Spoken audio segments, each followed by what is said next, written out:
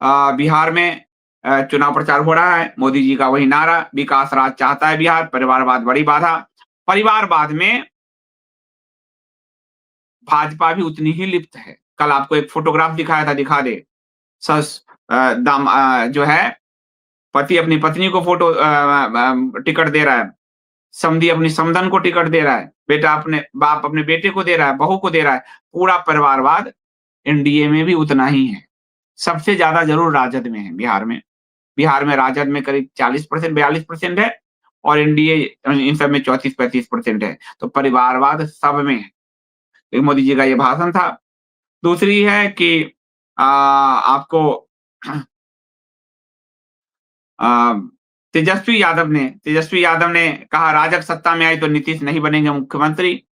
तेजस्वी यादव इस बात का भय दिखा रहे हैं क्योंकि पहली बार जदयू नीतीश की पार्टी छोटे भाई की भूमिका में है, उनको कम सीट दी गई है और ज़्यादा उम्मीद यही है कि शिंदे मॉडल यहाँ अपनाया जाए।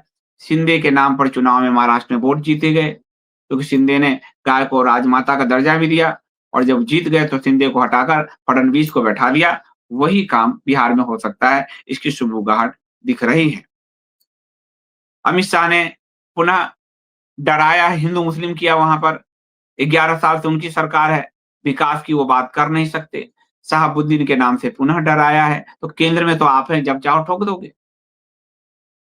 लेकिन जब तक वो हिंदू मुस्लिम नहीं करेंगे, प्रशांत किशोर एक नई पार्टी पलायन की बात कर रही है, ये फिर से हिंदू मुस्लिम लेकर आ गए हैं। इनका यही एजेंडा है।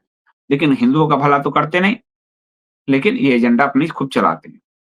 साथ ही राजद समर्थक जो लालू यादव के समर्थक हैं, अ, उनका कई जो हिंसात्मक गाने हैं, वो यूट्यूब पे बड़े वायरल हो रहे हैं कि जब हमारी सरकार आएगी, जैसे खेसारी लाल यादव के गाने कई हैं जो कट्टा चलाएगी ये है।